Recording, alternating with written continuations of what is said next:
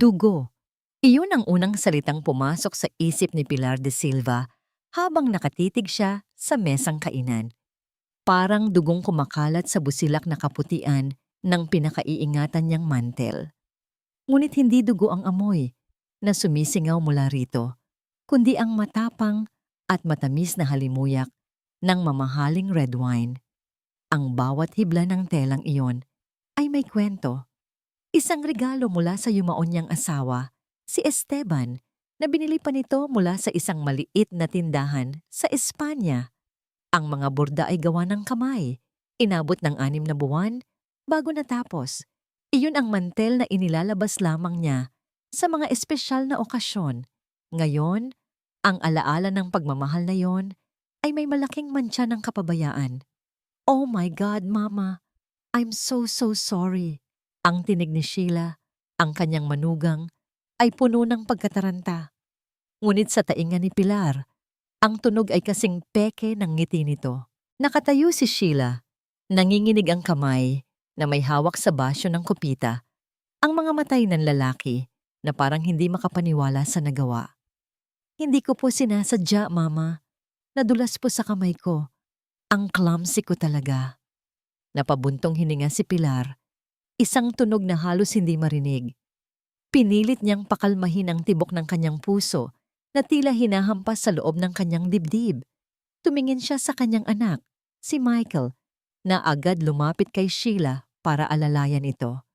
"It's okay, honey. It was an accident," malumanay na sabi ni Michael sa asawa bago bumaling sa kanya. "Ma-aksidente lang po. Huwag niyo na pong masyadong dibdibin." Aksidente. Kung gaano kadaling bigkasin ni Michael ang salitang iyon, para sa kanya, isa lang itong tela. Isang mamahaling tela, marahil, pero napapalitan. Para kay Pilar, isa itong basag na piraso ng kanyang puso. Ngumiti si Pilar, isang ngangiting hindi umabot sa kanyang mga mata. "Ayos lang, anak. Aksidente nga lang naman. Huwag ka nang mag-alala, Sheila. Benita can take care of it." Itinago niya ang panginginig ng kanyang mga kamay sa ilalim ng mesa. Pinanood niya habang si Benita, ang kanilang kasambahay, ay tahimik na lumapit, kumuha ng basang tela at maingat na sinubukang punasan ang kumakalat na mantsa. Sa mga mata ni Benita, nakita ni Pilar ang isang kurba ng pag-aalala, isang tunay na emosyon, hindi tulad ng pag-arteng nakikita niya kay Sheila. Tumayo si Pilar. "Mawawalan na ako ng gana. Aakyat na muna ako sa aking silid." Hindi na niya hinintay ang sagot nila. Habang naglalakad siya paakyat sa engrandeng hagdanan, narinig niya ang boses ni Michael. "Si Honey? Mama understands. She's not mad." Napatigil si Pilar sa pag-akyat. Napahawak sa pasamano. Hindi galit ang nararamdaman niya. Mas malalim pa roon. Isang pagkalunod. Isang mabagal na pagkalunod sa loob ng sarili niyang pamamahay. Sa kanyang silid, isinara niya ang pinto at sumandal dito. Ang una niyang tiningnan ay ang malaking wedding portrait ni na Michael at Sheila na nakasabit sa tapat ng kanyang kama. Regalo niya iyon sa kanila. Naalala niya ang unang araw na dinala ni Michael si Sheila sa bahay. Isang babaeng may maamong mukha at matatamis na ngiti. Ngunit nang magtama ang kanilang mga mata, may ibang nakita si Pilar. Isang kislap ng paninimbang. Tila sinusukat nito ang bawat sulok ng bahay, ang halaga ng bawat palamuti, ang bigat ng pangalang de Silva. Tinawag niya itong imahinasyon lang ng isang ina na natatakot na agawin ang kanyang nag-iisang anak. Ngunit habang lumilipas ang mga buwan, ang pakiramdam na yon ay hindi nawala. Lumala pa ito. Palaging may mga aksidente, isang nawawalang hikaw, isang basag na plorera, at ngayon, ang mantel. Lahat ay maliliit na bagay, madaling ipagsawalang bahala. Ngunit kapag pinagsama-sama, bumubuo ito ng isang larawan ng isang digmaang idinadaan sa patalim ng mamangiti at yakap. Nang gabing iyon, hindi mapakali si Pilar. Pabalik-balik siya sa kanyang kama, ngunit hindi siya dalawin ng antok. Ang imahe ng mantsa sa mantel ay paulit-ulit na bumabalik sa kanyang isipan. Bandang hating gabi, bumaba siya para kumuha ng isang basong tubig. Tahimik ang buong bahay. Ang tanging maririnig ay ang mahinang ugong ng aircon at ang tunog ng kanyang mga tsinelas sa marmol na sahig. Nang malapit na siya sa kusina, may narinig siyang isang bulong.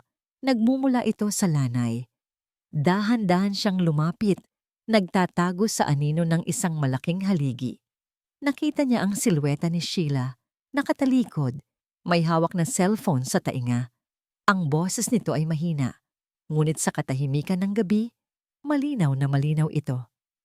Oo, lahat ay naaayon sa plano. Saglit itong tumahimik, tila nakikinig sa kausap sa kabilang linya. Huwag kang mag-alala. Ang akala niya, aksidente lang ang lahat. Madali siyang paikutan, lalo na ang anak niya. Isang malamig na kuryente ang gumapang sa buong katawan ni Pilar. Malapit na. Pagpapatuloy ni Sheila at sa pagkakataong ito, may halong pananabik sa boses nito na nagpatindig sa lahat ng balahibo ni Pilar. Konting tiis na lang, mapapasa atin din ang lahat. Nanigas si Pilar sa kanyang kinatatayuan. Ang tibok ng kanyang puso ay umalingaw-ngaw sa kanyang mga tainga. Mas malakas pa sa anumang ingay sa mundo. Hindi ito aksidente, hindi ito kapabayaan. Ito ay isang plano. At siya, si Pilar de Silva ang nasa sentro ng lahat ng ito. May malamig na hangin na umiihip sa loob ng mansyon ng mga de Silva, isang lamig na walang kinalaman sa aircon.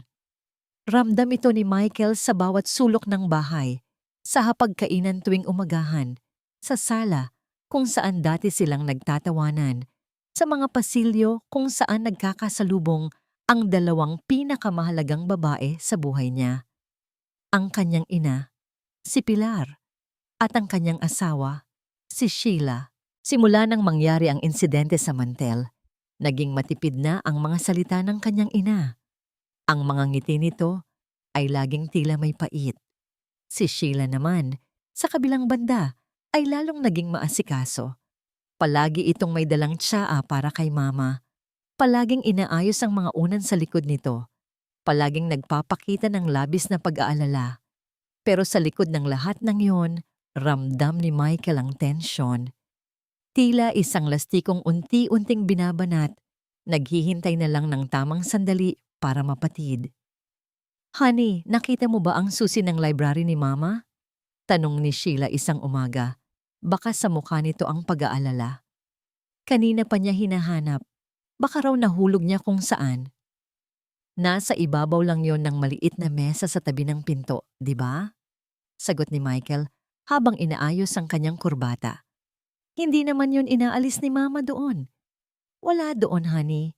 Tinulungan ko na siyang maghanap. Nag-aalala. Si Michael mismo ang naghahanap. Hinalughog niya ang buong library, ang sala, maging ang kusina. Ngunit wala. Maya-maya, bumaba si Sheila mula sa ikalawang palapag. Honey, look! Nakita ko. Nasa kamay niya ang kumpol ng mga susi. Saan mo nahanap? Tanong ni Michael. Lumuwag ang dibdib. Sa loob ng freezer, sagot ni Sheila, at ang kanyang boses ay halos isang pabulong. Nasa likod ng ice cream.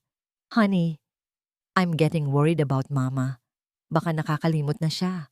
Parang may kung anong tumusok sa puso ni Michael. Ang kanyang ina? Ulyanin?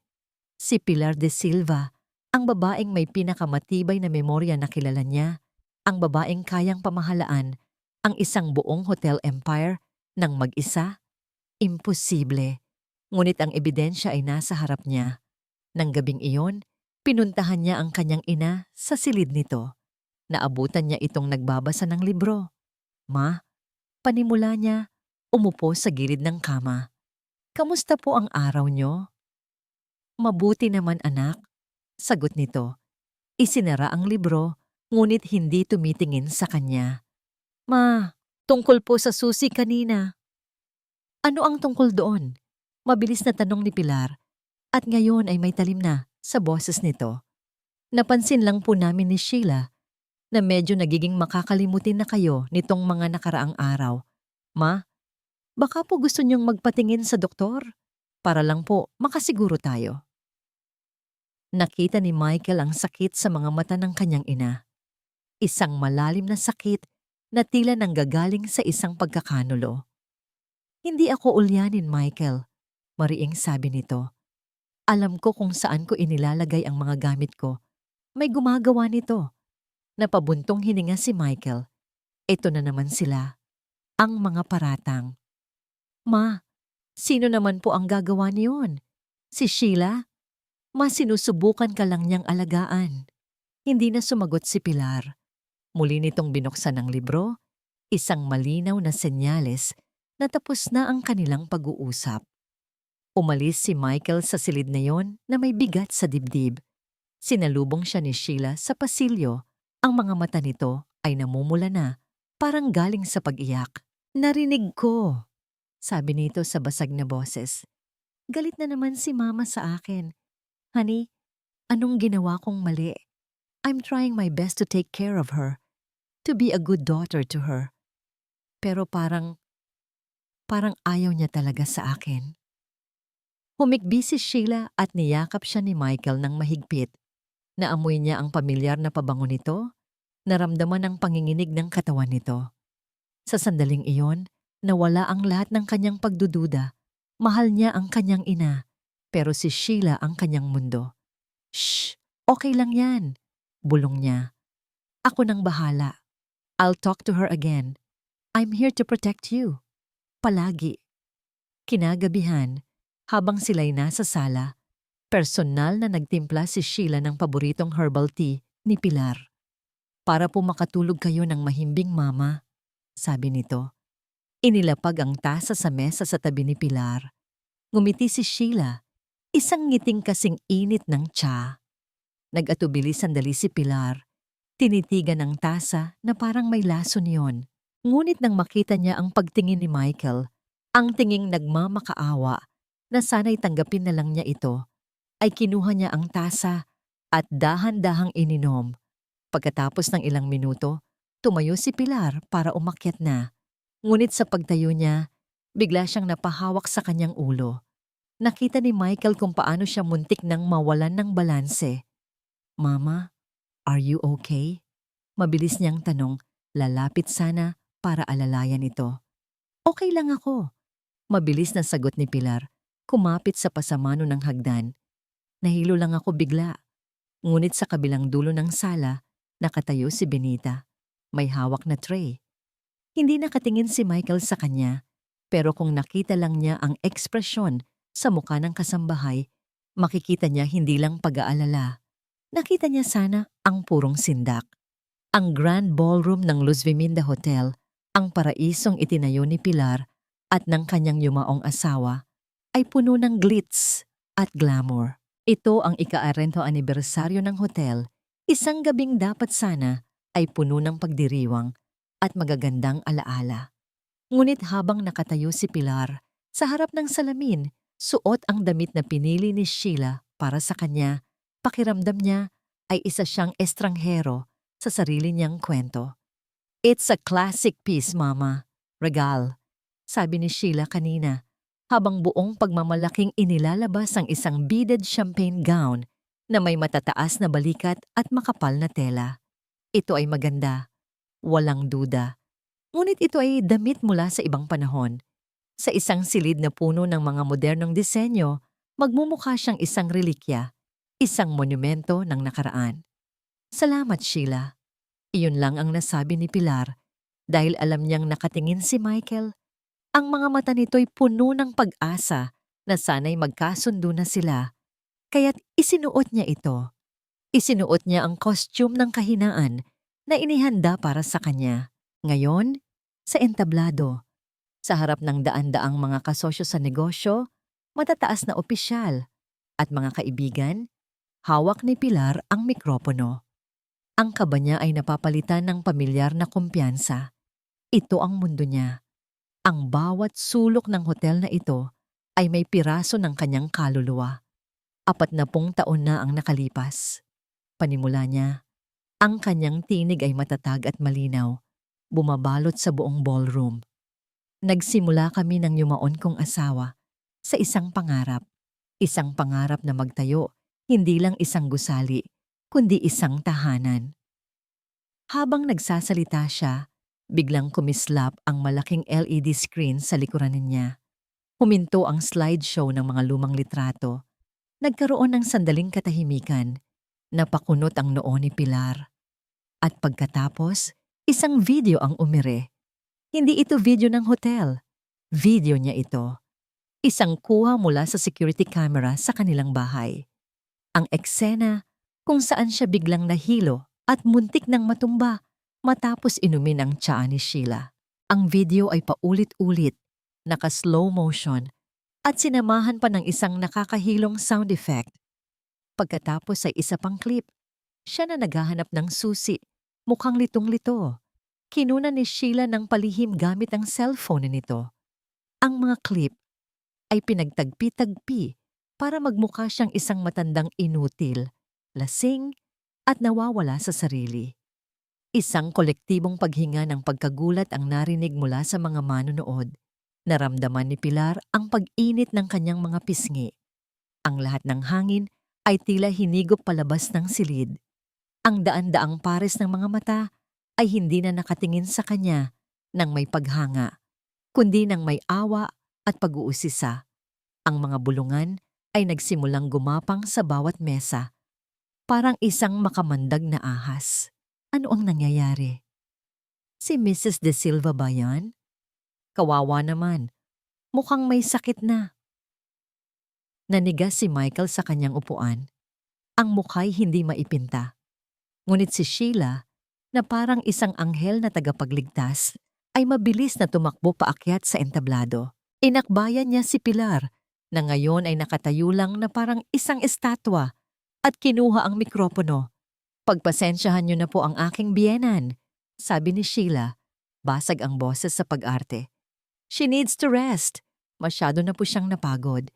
Please, let's give her a round of applause for her dedication." Pumalakpak ang mga tao, ngunit ito'y isang palakpak ng pagkaawa.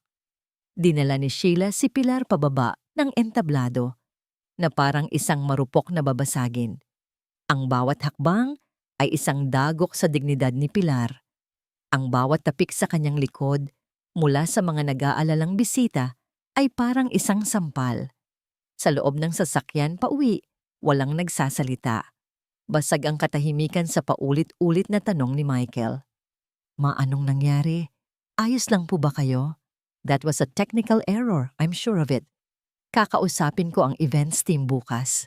Hindi sumagot si Pilar. Nakatingin lang siya sa labas ng bintana, sa mga ilaw ng syudad na dumadaan. Ang kahihiyan ay unti-unting naglalaho, at sa lugar nito, isang bagay ang tumutubo, isang bagay na malamig, matigas, at matalim. Galit. Isang dalisay na galit na ngayon lang niya naramdaman sa buong buhay niya. Nang makarating sila sa mansyon, hindi na lumingon si Pilar. Dumiretso siya sa kanyang silid. Ang bawat hakbang ay may bigat ng isang desisyon. Isinara niya ang pinto. Nilock niya ito. Sumandal siya sa matigas na kahoy, at sa unang pagkakataon, sa gabing iyon, pinakawalan niya ang isang hiningang kanina pa niya pinipigilan. Tapos na ang pagiging biktima. Tapos na ang pagiging anino. Kung gusto ni Sheila ng giyera, bibigyan niya ito ng giyera. Isang mahinang katok ang narinig niya sa pinto. "Ma? Mama, please open the door. Mag-usap po tayo." Boses ni Michael. Hindi siya sumagot. Maya-maya, umalis din si Michael. Ngunit ilang sandali pa, may isa pang katok. Mas mahina, mas nag-aalangan. "Ma'am Pilar?" Boses ni Benita. "Ma'am Pilar, ako po ito." Nananatiling tahimik si Pilar. At pagkatapos ay narinig niya ang isang bulong mula sa siwang sa ilalim ng pinto. Isang bulong na magpapabago sa lahat. "Ma'am Pilar, kailangan po nating mag-usap. May alam po ako." Pinagbuksan ni Pilar ang pinto. Nakatayo si Benita sa labas. Ang mukha ay kakikitaan ng pinaghalong takot at determinasyon. Ang mga kamay nito ay nanginginig habang hawak ang laylayan ng kanyang uniforme. "Pumasok ka!" Mahinang utos ni Pilar. Pumasok si Benita at maingat na isinara ang pinto. Sa loob ng marangyang silid ni Pilar, ang distansya sa pagitan ng amo at kasambahay ay tila biglang nawala. Ang naroon na lang ay dalawang babaeng magkakampi sa isang digmaang hindi pa opisyal na nagsisimula. "Ano ang alam mo, Benita?" tanong ni Pilar, diretsong nakatingin sa mga mata nito. Huminga ng malalim si Benita, tila kumukuha ng lakas ng loob. "Ma'am, hindi po ako ordinaryong kasambahay." Hindi kumurap si Pilar. Hinintay niya ang kasunod na sasabihin nito. "Ang nanay ko po, si Elvira. Siya po ang private nurse ng yumao ninyong asawa, si Sir Esteban, noong mga huling araw niya." Naramdaman ni Pilar ang pagtibok ng kanyang puso. Naaalala niya si Elvira, isang babaeng tahimik, mahusay, at may mga matang laging alerto. Bago po siya pumanaw, pagpapatuloy ni Benita, may mga napansin na po si Sir Esteban tungkol kay Ma'am Sheila. Noon ay kasintahan pa lamang ni Michael si Sheila. Palagi itong bumibisita, nagdadala ng mga bulaklak, nagpapakita ng labis na kabaitan. Ngunit si Esteban, kahit na mahina na ang katawan, ay nananatiling matalas ang pag-iisip.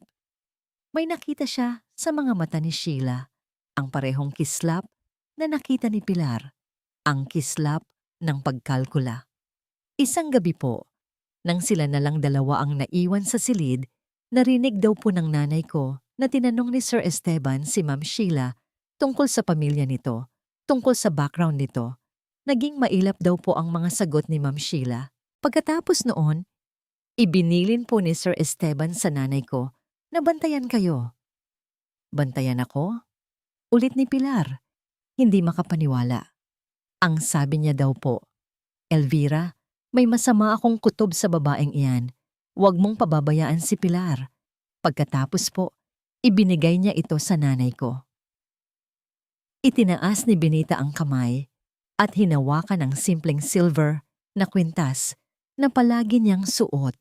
Isang kwintas na hindi inaakala ni Pilar na may anumang halaga.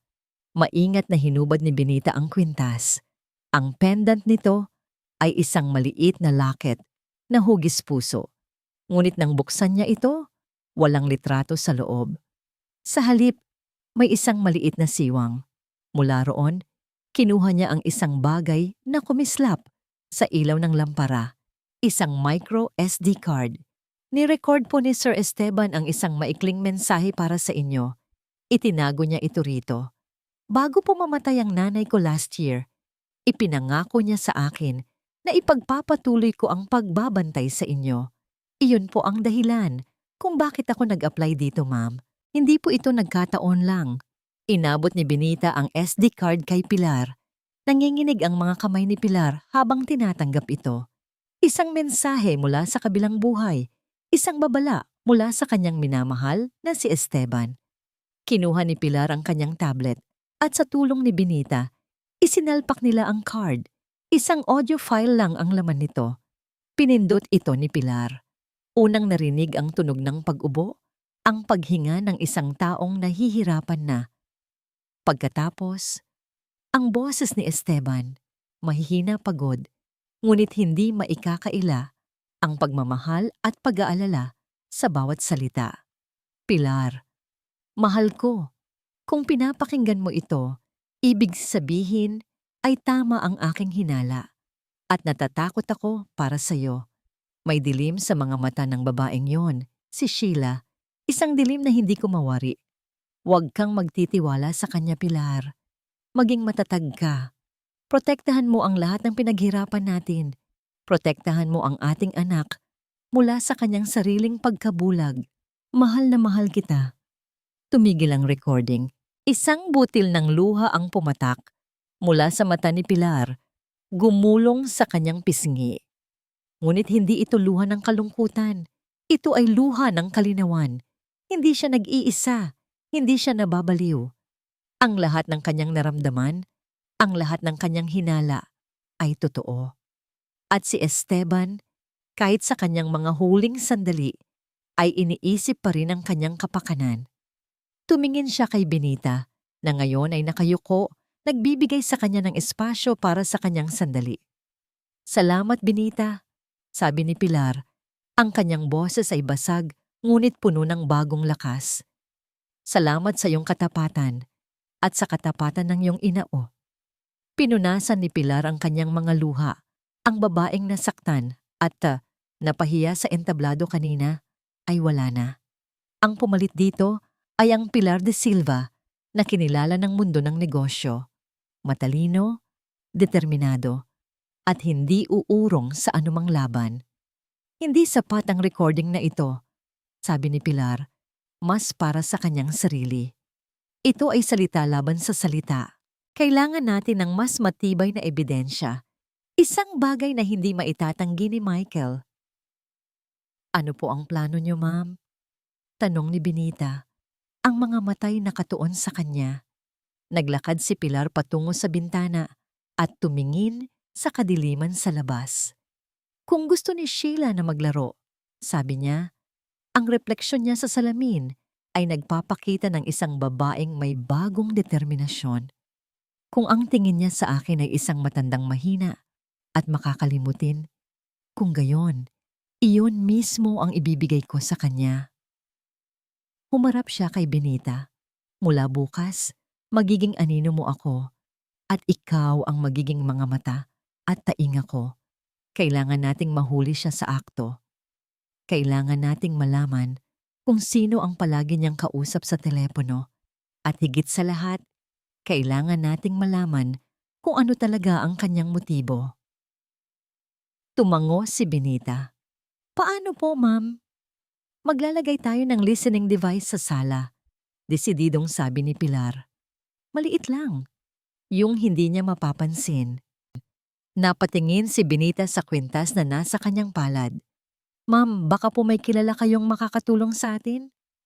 Isang private investigator, marahil? Hindi. Mabilis na sagot ni Pilar. Masyadong maingay iyon. Kapag nalaman niyang may iniimbestiga sa kanya, lalo siyang mag-iingat. Tayong dalawa lang ang gagawa nito. Tayong dalawa lang ang nakakaalam. Inabot ni Pilar ang isang maliit na alahas na may kumikinang na diamante mula sa kanyang tokador. Ibenta mo ito bukas, sabi niya kay Benita. Gamitin mo ang pera para bumili ng pinakamagaling na voice recorder na mahahanap mo, yung pinakamaliit. Ikaw ang bahalang magkabit nito sa ilalim ng center table, sasabi. Tumango si Benita, ang kanyang mga mata ay sumasalamin sa determinasyon ni Pilar. At Benita, dagdag ni Pilar, mag-ingat ka, mapanganib ang ating kalaban. Para po sa inyo, ma'am, at para sa alaala ni Sir Esteban, matatag na sabi ni Benita. Nang gabing iyon, sa unang pagkakataon sa loob ng maraming buwan, nakatulog si Pilar nang may kapayapaan sa kanyang puso dahil alam niyang hindi na siya nag-iisa sa laban at ang giyera para sa katotohanan ay opisyal nang nagsimula. Para kay Michael de Silva, ang kanyang tahanan ay naging isang entablado ng mga bulong at tahimik na sulyap. Ang bawat pagngiti ay tila may nakatagong kahulugan at ang bawat salita ay may dalang bigat na hindi niya mawari. Nasa gitna siya ng isang digmaan na hindi niya maintindihan at ang tanging gusto niya ay kapayapaan. Kumusta ang spa, honey? Tanong niya isang gabi kay Sheila habang nakaupo ito sa tabi niya sa sofa, abala sa pagbabasa ng isang magazine. It was great, sagot nito, hindi inaalis ang tingin sa binabasa. Relaxing, kailangan ko talaga to. Tumango si Michael at kinuha ang kanyang cellphone. Eksakto sa sandaling iyon, isang notifikasyon mula sa credit card company ang lumabas sa kanyang screen. Thank you for your purchase at the Daily Grind Cafe, alabang. Napakunot ang noo niya. Ang Spanish Sheila ay nasa Makati. Ang alabang ay sa kabilang direksyon. Honey, sabi niya, sinubukang gawing kaswal ang kanyang tono. Akala ko ba nasa spa ka buong hapon? Sa wakas ay ibinaba ni Sheila ang magazine Isang bahagyang inis ang gumuhit sa mukha nito bago ito napalitan ng isang matamis na ngiti. Oh, that! Biglang tumawag si Tina, yung dati kong kaopisina. Nagkayayaan kami magkape. Naisip ko, mas kailangan ko ng kakwentuhan kaysa sa masahe. Sorry honey, nakalimutan kong i-text ka. Nag-enjoy kasi kami masyado sa tsikahan. Ang paliwanag ay mabilis at makinis. Walang pag-aalinlangan. Ngunit may kung anong maliit na tinik na naiwan sa isipan ni Michael. Kinabukasan, ang tinik na yon ay lalong bumaon. Nasa sala silang tatlo nang biglang tumayo si Pilar para kumuha ng isang libro. Sa pagdaan niya sa isang maliit na mesa, bigla na lang sumagi ang kanyang kamay sa isang mamahaling lado figurine na nakapatong doon. Bumagsak ito sa sahig at nabasag. Naku! Sigaw ni Sheila. Si Pilar ay napatingin sa mga basag na piraso na parang hindi makapaniwala. Hinawakan niya ang kanyang ulo. Anong nangyari? Ako ba? Ako ba ang nakabasag niyan? Tanong niya. Ang boses ay puno ng pagkalito. Mabilis na lumapit si Michael. Ma, ayos lang po. Figurine lang yan. Ngunit sa paglapit niya, nahagip ng kanyang mga mata ang ekspresyon ni Sheila. Nakayakap ito kay Pilar. Ang muka ay puno ng pag-aalala. Ngunit sa isang iglap, sa isang kislap ng mata, may nakita si Michael. Tagumpay. Isang panandaliang kislap ng tagumpay bago ito muling nabalot ng maskara ng pag-aalala. Imahinasyon ko lang yon, mabilis na sabi ni Michael sa sarili. Masyado na akong nag-iisip. Ngunit ang pakiramdam ay hindi na maalis. Nang hapong iyon, habang nagtatrabaho si Michael sa kanyang home office, pumasok si Benita na may dalang isang basong tubig. Sir? Sabi nito sa formal na tono. Inilapag nito ang bas at isang maliit na platito na may isang puting tableta sa ibabaw. Ano to, Benita? Tanong ni Michael. Sir, ito po ang gamot pampakalma na pinabibigay ni Ma'am Sheila para kay Ma'am Pilar, sabi ni Benita. Malinaw at dahan-dahan, tinitiyak na maririnig ni Michael ang bawat salita. Oras na puraw ng pag-inom niya. Natigilan si Michael. Ang mga salita ay tumama sa kanya na parang isang malakas na sampal. Gamot pampakalma. Sedative. Hindi ito bitamina. Hindi ito gamot sa alta presyon. Kaya pala palaging inaantok at nahihilo ang kanyang ina. Nang gabing iyon, hindi na niya napigilan ang sarili. Hinintay niyang makapasok si Sheila sa kanilang silid tulugan bago siya nagsalita. Sheila, kailangan nating mag-usap. Sabi niya, ang kanyang boses ay mas seryoso kaysa dati. Of course, honey. What is it? Tanong nito, umupo sa harap ng vanity mirror. Inilabas ni Michael ang tableta mula sa kanyang bulsa. Ano to, Sheila? Bakit mo pinapainom ng sedative si Mama? Nakita ni Michael ang pagkagulat sa mga mata ni Sheila sa refleksyon nito sa salamin. Ngunit mabilis itong napalitan ng mga luhang nagsimulang mamuo. Humarap ito sa kanya. Ang muka ay puno ng sakit. Hindi ko gustong mag-alala ka pa. Sabi nito, humihikbi. Kinausap ko si Dr. Reyes. Sabi niya, dahil sa stress, nagkakaroon ng anxiety si Mama kaya hindi siya makatulog. Nagireseta siya ng mild sedative para tulungan siyang mag-relax. Napakababang dose lang, honey. Lumapit ito at hinawakan ang kanyang mga kamay. Sinusubukan ko lang siyang tulungan, Michael. Ayoko nang makita siyang nahihirapan. Akala mo ba? Akala mo ba kaya kong saktan ang sarili mong ina? Ang mga luha. Ang nanginginig na boses. Ang mga salitang puno ng pagmamalasakit. Naubos ang lahat ng galit at pagdududa sa puso ni Michael. Niyakap niya ito ng mahigpit. Sorry, bulong niya. Sorry, honey. Nag-aalala lang ako. Ngunit ng gabing iyon, habang mahimbing na natutulog si Sheila sa kanyang tabi, hindi mapakali si Michael. Bumangon siya. Tahimik niyang binuksan ang cabinet ng gamot kung saan niya nakita si Sheila na itinago ang bote ng mga tableta. Kumuha siya ng isang piraso. Maingat niya itong ibinalot sa isang maliit na plastik at itinago sa kanyang wallet. Bumalik siya sa kama, ngunit hindi na siya nakatulog. Habang pinagmamasdan niya ang maamong mukha ng kanyang asawa, isang malamig na tanong ang gumuhit sa kanyang isipan. Sino ka ba talaga, Sheila? Ang init sa loob ng indoor pool area ay kaaya-aya. Dito sa sulok na ito ng mansyon, sa tabi ng kumikinang na asul na tubig, nakakahanap si Pilar ng panandaliang kapayapaan. Ang amoy ng chlorine ay nagpapaalala sa kanya ng mga masayang hapon kasama si Michael noong bata pa ito. Tinuturuan niya itong lumangoy. Nakaupo siya sa kanyang wheelchair, may hawak na libro, ngunit ang kanyang isip ay nasa ibang lugar. Ang laro nila ni Sheila ay nagpapatuloy. Ang pagpapanggap niya bilang isang mahinang matanda ay epektibo. Ilang beses nang nahuli ni Benita sa recorder ang mga kahina-hinalang pag-uusap ni Sheila sa telepono. Mga piraso ng palaisipan na hindi pa nila mabuo. Ngunit ramdam ni Pilar na naiinip na si Sheila. Nagiging mas padalos-dalos na ito sa kanyang mga kilos. Mama, mukha po kayong pagod. Ang boses ni Sheila ay kasing tamis ng pulot. Lumapit ito na may dalang isang matangkad na baso ng malamig na fruit juice. Pinagtimpla ko po kayo para po ma-relax kayo. Tiningnan ni Pilar ang baso. Ang kulay kahel na likido ay mukhang napakasarap. Alam niyang meron itong kasamang panganib, ngunit para mapanatili ang kanyang pagkukunwari, kailangan niyang tanggapin ito. Salamat, Iha, sabi ni Pilar. Ngumiti ng pilit at kinuha ang baso. Ininom niya ito. Malamig at matamis. Habang umiinom, hindi niya inaalis ang tingin kay Sheila.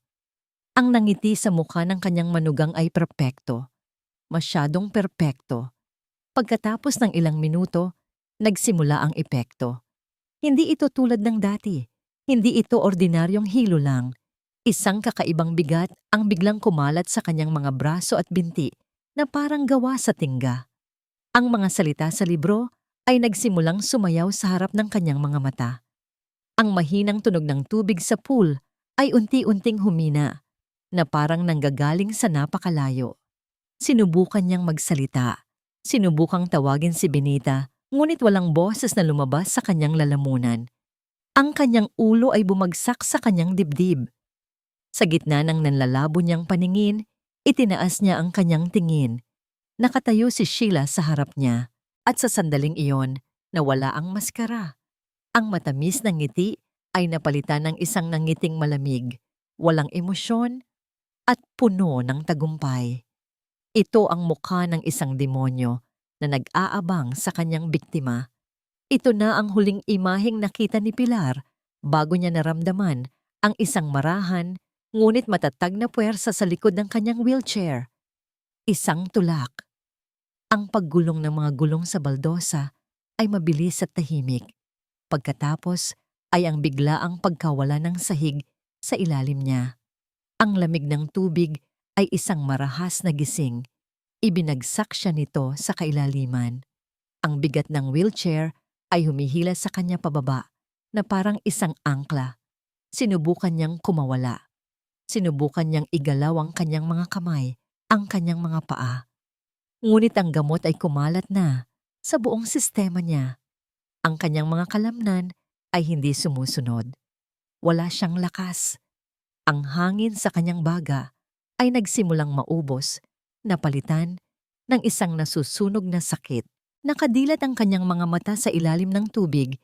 Nakikita niya ang papalayong liwanag mula sa ibabaw. Michael, anak ko. Ang kanyang isip ay sumigaw, kahit na ang kanyang bibig ay hindi makabuka. Ang kadiliman ay nagsimulang gumapang sa gilid ng kanyang paningin. Ito na ba ang katapusan? Malulunod ba siya sa katahimikan, sa loob ng sarili niyang tahanan, sa kamay ng babaeng sinira ang kanyang pamilya? Bigla, isang malakas na sigaw ang bumasag sa katahimikan sa itaas ng tubig. Isang sigaw na puno ng purong takot. Isang sigaw na kilala niya. Benita. Kasunod ng sigaw ay isang malakas na pagbagsak sa tubig. Naramdaman ni Pilar ang paggalaw sa kanyang paligid. Isang anino, ang mabilis na lumalangoy palapit sa kanya. Ngunit sa ibabaw, Sa tabi ng pool, nakatayo pa rin si Sheila. Kalmado. Hindi ito tumulong. Hindi ito sumigaw ulit. Dahan-dahan, kinuha nito ang kanyang cellphone mula sa bulsa. Idinial nito ang isang numero. At nang may sumagot sa kabilang linya, ang kanyang muka ay biglang nagbago. Napuno ito ng pagkataranta. Ang kanyang boses ay naging isang basag na sigaw. Michael, tulong! Si Mama. Nahulog sa pool. Hindi ko siya maabot. Bilisan mo. Ang bawat salita ay isang perpektong pag-arte. Isang obra maestra ng kasinungalingan. Habang sa ilalim ng tubig, ang tunay na laban para sa buhay ni Pilar ay nagaganap. Ang bawat segundo ay isang pagdurusa. Ang tunog ng sirena ng ambulansya ay humahalo sa walang tigil na busina ng mga sasakyan at sa malakas na dagundong ng puso ni Michael sa loob ng kanyang dibdib. Minamaneho niya ang kotse na parang isang baliw. Sumisingit sa trapiko, ang mga kamay ay nanginginig sa manibela. Mama, Mama, please be okay. Pagdating niya sa emergency room ng ospital, isang eksenang nagpaguho sa kanyang mundo ang sumalubong sa kanya. Nakahiga ang kanyang ina sa isang stretcher, basang-basa, maputla at walang malay, pinalilibutan ng mga doktor at nurse. At sa isang sulok, nakaupo si Sheila, nakayuko, ang katawan ay niyayanig ng mga hikbi. Michael! Sigaw nito nang makita siya. Tumakbo ito at yumakap sa kanya ng mahigpit. Michael, I'm so sorry. Sinubukan ko siyang sagipin. Pero ang bigat niya. Hindi ko siya maiangat mag-isa. Niyakap niya ito pabalik. Hinahaplos ang basang buhok nito. Ang kwento ni Sheila ay lumabas sa gitna ng mga hikbi. Nag-CR lang daw ito saglit. Pagbalik niya, nakita na lang niya ang wheelchair na nakatumba at si Mama ay nasa ilalim na ng tubig. Siguro raw ay sinubukang abutin ni Mama ang isang bagay at nadulas ang gulong. Isang perpektong kwento ng isang kalunos-lunos na aksidente. Gustong maniwala ni Michael. Kailangan niyang maniwala. Okay na honey, you did your best, sabi niya, kahit na ang sarili niyang boses ay basag. Ang mahalaga, nadala natin siya dito. Habang hinihintay nila ang balita mula sa doktor, umupo si Michael sa malamig na upuan ng ospital, ang isip ay blanko. At sa sandaling iyon, nag-vibrate ang kanyang cellphone. Isang email mula sa laboratorio. Ang resulta ng pagsusuri sa tabletang dinala niya. Binuksan niya ito ng walang gana. Ngunit ang mga salitang nakasulat sa screen ay tila tumalon at sumampal sa kanya. Subject: Lab Result Analysis. Item: Unmarked white tablet. Finding: Positive for high-dosage benzodiazepine variant. Not commercially available without specialized prescription. Dosage is significantly potent and can induce rapid unconsciousness, especially in elderly patients. Not commercially available. Rapid unconsciousness. Paulit-ulit na umikot ang mga salitang yon sa kanyang isipan. Bigla, ang kwento ni Sheila ay nagkaroon ng mga butas na kasinlaki ng Grand Canyon. Kasabay nito, isang pamilyar na anino ang humahangos na dumating. Si Benita. Ang damit nito ay tuyo na ngunit gusot-gusot. Ang buhok ay magulo. At ang mga mata ay puno ng desperasyon. Sir Michael, sabi nito, ang boses ay nanginginig. Hindi nito pinansin si Sheila. Ang mga mata nito ay nakatuon lamang sa kanya. Kinuha ni Benita ang kwintas mula sa leeg nito, ang silver na locket, at ipinilit ito sa kamay ni Michael. Pakinggan niyo po ang bili ng daddy niyo. Bulong nito, puno ng kahulugan. Pakiusap, sir. Pakinggan niyo po. Nagtangkang magsalita si Sheila. Benita, anong ginagawa mo? Huwag mo akong hawakan. Sigaw ni Benita. Isang tapang na ngayon lang nakita ni Michael mula rito. Naramdaman ni Michael ang bigat ng metal sa kanyang palad. Isang malamig na kuryente ang gumapang sa kanyang braso. Iniwan niya si Sheila at naglakad patungo sa isang tahimik na pasilyo, palayo sa lahat. Nanginginig ang mga kamay niya habang binubuksan ng locket. Kinuha niya ang micro SD card. Isinalpak niya ito sa kanyang cellphone, ang audio file. Pinindot niya ito at itinapat sa kanyang tainga. Ang pag-ubo, ang pagod na paghinga, at pagkatapos, ang boses ng kanyang ama. May dilim sa mga mata ng babaeng yon, si Sheila. Huwag kang magtitiwala sa kanya, Pilar. Protektahan mo ang ating anak mula sa kanyang sariling pagkabulag. Ang bawat salita ay isang punyal na sumasaksak sa puso ni Michael. Ang laboratory result, ang babala ng kanyang ama, ang desperadong tingin ni Benita, ang mga aksidente, ang nawawalang susi, ang gamot, pampakalma. Lahat ay nag-ugnay-ugnay. Isang nakakabiinging iingay ang umugong sa kanyang tainga. Ang mundo niya ay gumuho sa loob lamang ng ilang minuto. Ang pagmamahal na inakala niyang totoo ay isang malaking kasinungalingan. Ang babaeng pinangakuan niyang poprotektahan ay ang mismong demonyong sumisira sa kanila. Mr. De Silva, isang doktor ang lumapit sa kanya. Your mother is awake and stable. Hinahanap ka niya. Tila nabuhayan ng pag-asa, tumakbo si Michael papasok sa silid. Nakahiga doon si Pilar, may oxygen tube sa ilong, ngunit ang mga mata nito ay bukas at nakatingin ito sa kanya. Lumuhod siya sa tabi ng kama, hinawakan ng malamig na kamay ng kanyang ina. Ma, I'm so sorry. I'm so sorry. Umiling si Pilar, isang pilit na galaw. Sinubukan itong magsalita. Ang boses ay isang mahinang bulong. Itinuro nito ang pinto kung saan nakatayo si Sheila, nagmamasid. Siya, bulong ni Pilar, bawat salita ay isang pakikibaka. Yung anak? Napakunot ang noo ni Michael. Anak? Anak nino, ma? Huminga ng malalim si Pilar. Tinitipon ang lahat ng kanyang natitirang lakas para sa isang pangalan.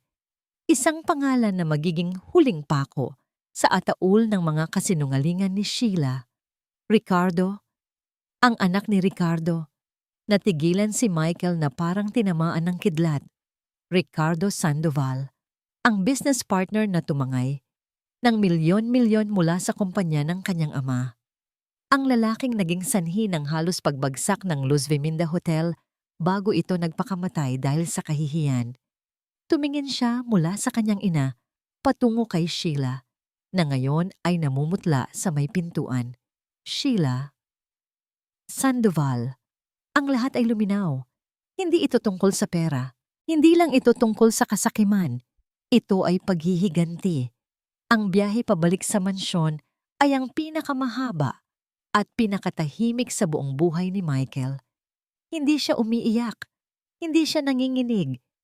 Ang nararamdaman niya ay isang nakakapasong lamig. Isang kalmadong galit na mas mapanganib kaysa sa anumang sigaw. Ang bawat ilaw trapiko, bawat busina, ay isang pagsubok sa kanyang pagpipigil. Ang babaeng mahal niya ay sinubukang patayin ng kanyang ina. Ang babaeng pinakasalan niya ay ginamit siya. Ang perpektong mundo niya ay isang malaking kasinungalingan. Itinayo sa pundasyon ng paghihiganti. Pagpasok niya sa bahay, naabutan niya si Sheila sa sala. Naglalakad pabalik-balik. Ang cellphone ay nasa tainga. Nagpapanggap pa rin itong nag-aalala. Yes, Tito. She's stable now. Oo, a terrible accident. Sabi nito sa kausap. Nang makita siya nito, mabilis nitong ibinaba ang tawag. Honey, you're back. Kamusta si Mama? May sinabi ba ang mga doktor? Hindi sumagot si Michael. Dahan-dahan siyang naglakad palapit. Ang bawat hakbang ay may bigat. Inilapag niya ang kanyang cellphone sa ibabaw ng glass table. Isang click lang ang tunog nito, ngunit umaling-awngaw ito sa nakabibinging katahimikan. Sino si Ricardo Sandoval, Sheila? Tanong ninang niya. Ang kanyang tinig ay malamig, kasing lamig ng isang puntod. Nakita ni Michael ang pagbabago sa mukha ni Sheila. Ang maskara ng pag-aalala ay nagkaroon ng lamat. Isang kislap ng gulat, ng takot. Sa sino? Hindi ko kilala ang sinasabi mo, honey. Ngumiti si Michael, isang namang ngiting walang bahid ng anumang saya. Huwag na tayong maglokohan. Pinindot niya ang play sa audio file. Ang boses ng kanyang ama ay muling umalingaw-ngaw sa loob ng sala. Isang multo mula sa nakaraan na naghahatid ng katotohanan. May dilim sa mga mata ng babaeng iyon. Si Sheila. Huwag kang magtitiwala sa kanya. Nanlaki ang mga mata ni Sheila. Napaurong ito ng isang hakbang. Kinuha ni Michael ang isang maliit na papel mula sa kanyang bulsa, ang kopya ng lab result. Benzodiazepine, Sheila. Isang gamot na kayang magpatulog ng kabayo. Yan ba ang mild sedative na nireseta ng doktor? Ang bawat ebidensya ay isang martilyong dumudurog sa kanyang mga depensa. At ang pangalan ng tatay mo, Ricardo Sandoval, ang partner ni Dad na muntik nang magpabagsak sa kumpanya. Ang lalaking nagpakamatay dahil sa utang at kahihiyan. Ikaw ang anak niya. Tama ba ako? Iyon na ang huling dagok. Ricardo Sandoval. Nang marinig niya ang pangalan ng kanyang ama mula sa bibig ni Michael, gumuho ang lahat. Ang mga pader na maingat niyang itinayo sa loob ng maraming taon ay biglang bumagsak. Wala nang pag-arte, wala nang pagpapanggap. Ang nakikita niya ngayon, sa harap niya ay hindi si Michael, ang lalaking minahal niya, o pilit niyang minahal. Ang nakikita niya ay ang anak ng lalaking sumira sa kanila. Ang tagapagmana ng kayamanang ipinundar sa mga luha ng kanyang pamilya. Naalala niya ang mukha ng kanyang ama bago ito nawala. Ang kahihiyan, ang kawalan ng pag-asa. Naalala niya ang mga gabing wala silang makain. Ang mga taong humahamak sa kanila, tinatawag silang pamilya ng isang magnanakaw. At ang mga De Silva, patuloy sa kanilang marangyang buhay. Mga party, mga selebrasyon na parang walang nangyari, na parang hindi sila sumira ng isang buong pamilya. Isang nag-aapoy na galit ang biglang pumalit sa takot sa kanyang puso. Nakita ni Michael ang pagbabago sa mga mata ni Sheila. Ang takot ay nawala. Napalitan ng isang bagay na mas madilim, mas nakakatakot. Puot. Isang dalisay na puot. Tumawa si Sheila. Isang tawang walang saya, puno ng pait at kabaliwan. Oo, ako nga. Sigaw niya. Ang boses ay nagbago, naging matinis at puno ng kamandag. Ako ang anak ni Ricardo Sandoval at ginawa ko ang lahat ng ito. Ikinumpas niya ang kanyang kamay sa paligid. Lahat ng ito, itong bahay, ang kayamanan niyo, ang pangalan niyo, dapat ay sa amin. Kinuha niyo ang lahat. Itinulak niyo ang tatay ko sa kanyang kamatayan. Hindi yun totoo, sigaw ni Michael. Nagnakaw siya sa kumpanya. Dahil kailangan namin ng pera, umalingaw-ngaw ang sigaw ni Sheila. At kayo, sobra-sobra ang sa inyo. Karapat-dapat lang mamatay ang nanay mo. Karapat-dapat lang na maranasan niyo ang naranasan namin. Akala mo minahal kita? Ginamit lang kita, Michael. Ginamit ko ang katangahan mo para makapasok dito at bawiin kung ano ang sa amin. Sa mismong sandaling iyon, bumukas ang pinto ng mansyon. Pumasok ang dalawang unipormadong pulis kasama si Benita na nakatayo sa likuran nila. Ang muka ay basang-basa ng luha, ngunit matatag. Natigilan si Sheila. Huli na ang lahat. Narinig nila. Narinig nila ang bawat salita ng kanyang pag-amin. Sheila Sandoval, sabi ng isa sa mga pulis, habang dahan-dahan silang lumalapit. Inaaresto ka namin para sa salang attempted murder at sa iba pang mga krimen na ibinibintang sa'yo. Sinubukan ni Sheila na manlaban habang pinupusasan siya. Nagpupumiglas siya. Ang mga matay nanlilisik na nakatingin kay Michael. Hindi pa tayo tapos, Michael. Sigaw niya habang kinakaladkad siya palabas. Bago siya tuluyang mawala sa pinto, lumingon siya at isang huling tingin ang ibinigay niya kay Michael. Hindi ito tingin ng pagsisisi. Ito ay isang sumpa. Magsisisi ka, Michael. Magsisisi ka. Ang katahimikan. Iyon ang pinakamatinding ingay na narinig ni Michael sa buong buhay niya. Pagkaalis ng mga pulis, kasama ang babaeng akala niya ay kanyang kabiyak, isang nakabibinging katahimikan ang bumalot sa mansyon. Ang bawat sulok ay sumisigaw sa mga alaala ng kasinungalingan. Ang sofa, kung saan sila sabay na nanonood ng pelikula. Ang kusina, kung saan pinagsisilbihan siya nito ng kape. Ang hagdan, kung saan palagi siyang hinahalikan nito bago umalis papuntang opisina. Lahat ay peke. Lahat ay bahagi ng isang masalimuot na plano. Naglakad si Michael na parang isang kaluluwang ligaw sa loob ng malaking bahay. Napadpad siya sa kanilang silid-tulugan. Ang amoy ng pabango ni Sheila ay nananatili pa rin sa hangin. Sa ibabaw ng vanity table, nakabukas pa ang isang drawer. Kitang-kita ang mga alahas na ibinigay niya. Sa gilid ng kama, naroon ang litrato ng kanilang kasal. 2 taong nakangiti. Isang malaking kasinungalingan na nakapaloob sa isang mamahaling frame. Kinuha niya ito. Tinitigan niya ang mukha ni Sheila sa litrato. Sinubukan niyang hanapin ang babaeng minahal niya, ang babaeng nagpatawa sa kanya, ang babaeng pinangarap niyang makasama habang buhay. Ngunit wala na siya roon. Ang nakikita na lang niya ay ang mga mata ng isang estranghero, malamig, mapanlinlang, at puno ng galit. Sa isang iglap, ang kalmadong galit sa loob niya ay sumabog. Ibinato niya ang litrato sa pader. Ang salamin ay nabasag sa libu-libong piraso, kumalat sa sahig na parang mga bituin sa isang madilim na gabi. Ang tunog ng pagkabasag ay umalingaw-ngaw sa buong silid, ngunit hindi nito natabunan ang sigaw sa loob ng kanyang isipan. Tanga. Tanga. Napakatanga ko. Sinabunutan niya ang sariling buhok, napaluhod sa gitna ng mga nabasag na piraso. Ang bawat piraso ng salamin ay isang ala-ala ng kanyang katangahan. Ang bawat kislap ay isang paalala ng kanyang pagkabulag. Naalala niya ang bawat pagkakataon na ipinagtanggol niya si Sheila laban sa kanyang ina. Ang bawat pagkakataong pinili niyang maniwala sa mga matatamis na kasinungalingan sa halip na sa tahimik na babala sa mga mata ni Pilar. Ma, aksidente lang po. She's trying her best to take care of you. Baka nakakalimot na po kayo. Ang sarili niyang mga salita ay bumabalik sa kanya na parang mga patalim na tumutusok sa kanyang konsensya. Naging kasangkapan siya sa pagpapahirap sa sarili niyang ina. Siya ang nagbigay ng kapangyarihan sa demonyo sa loob ng kanilang pamamahay. Hindi na niya kaya pang manatili sa bahay na yon. Ang bawat sulok ay isang paalala ng kanyang kabiguan. Mabilis siyang tumayo at lumabas. Hindi alintana ang mga piraso ng bubog na dumikit sa kanyang pantalon.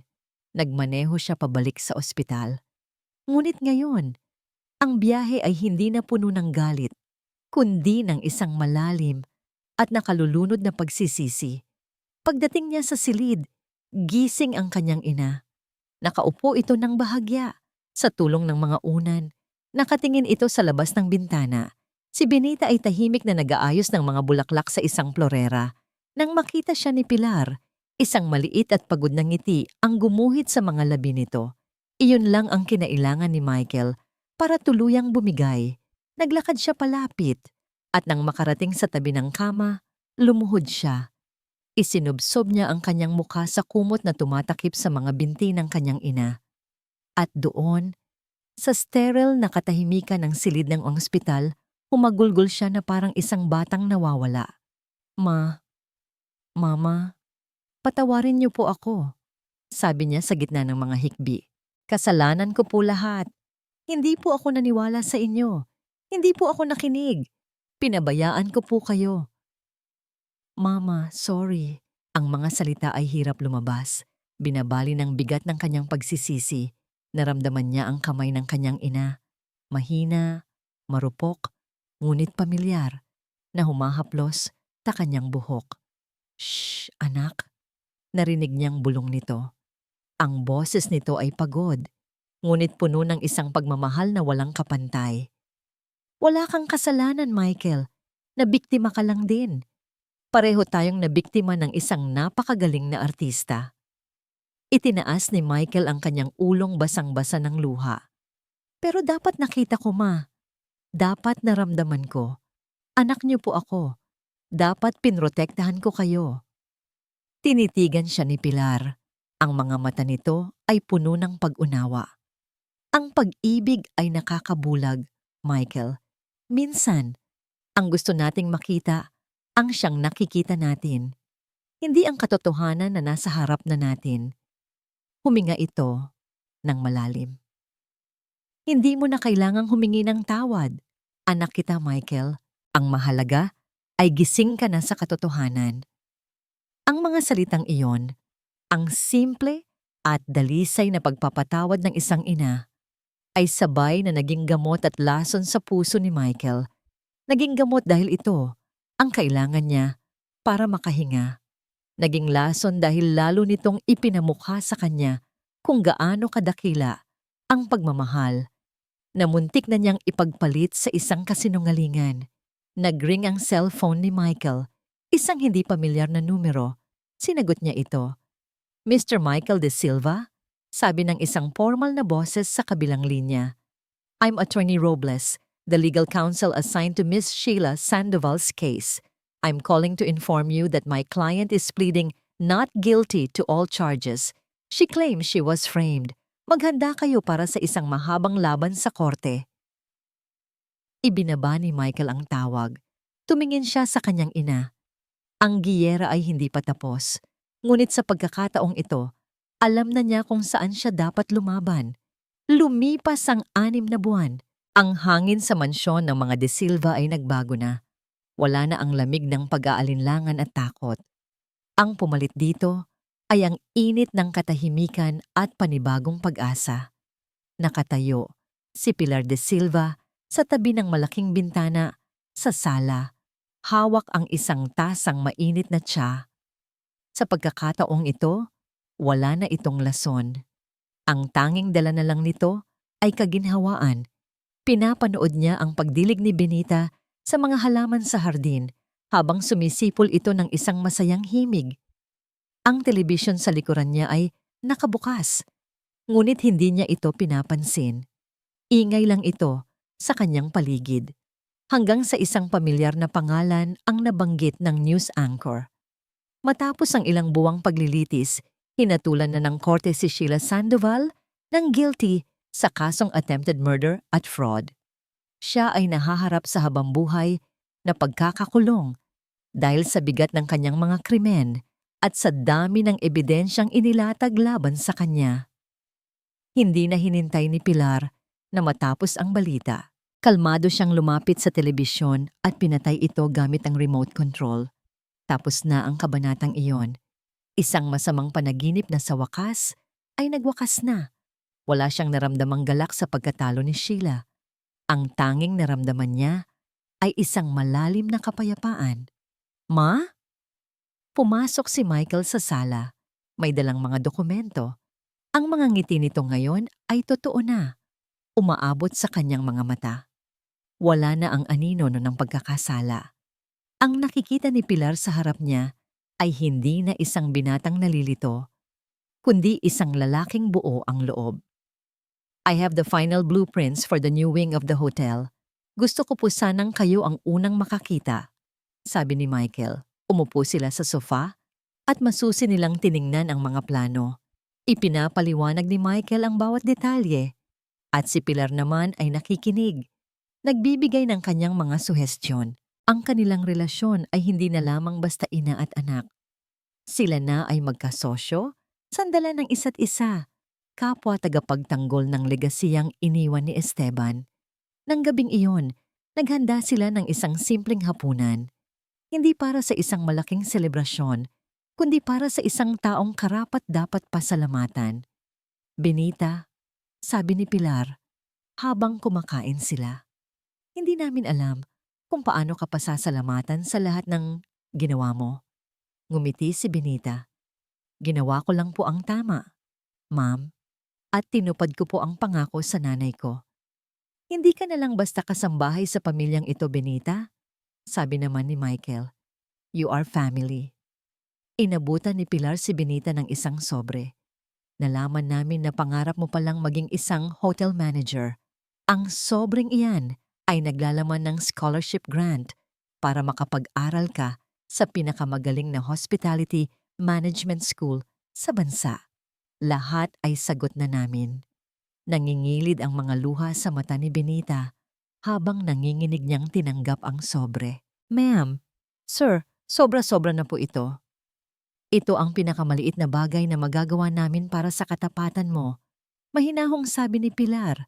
Kinabukasan, maagang nagising si Pilar. Hindi na niya kailangan ng gamot pampatulog. Ang kanyang pagtulog ay mahimbing at payapa. Umakyat siya sa rooftop ng Luz Viminda Hotel kung saan naghihintay na sa kanya si Michael. Mula roon, tanaw nila ang buong syudad na unti-unti nang nagigising.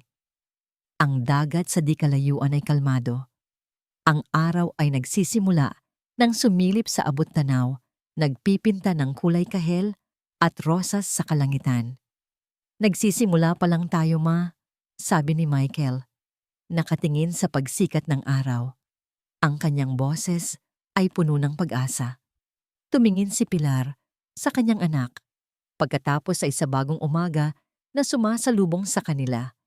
Ang bigat sa kanyang dibdib na matagal niyang pinasan ay tuluyan nang nawala. Ang mga sugat ay naghilom na, nag-iwan ng mga pilat na magsisilbing paalala ng kanilang katatagan. Ngumiti siya, isang ngiting totoo at payapa. Oo, anak, bulong niya, habang ang unang sinag ng araw ay dumampi sa kanilang mga mukha.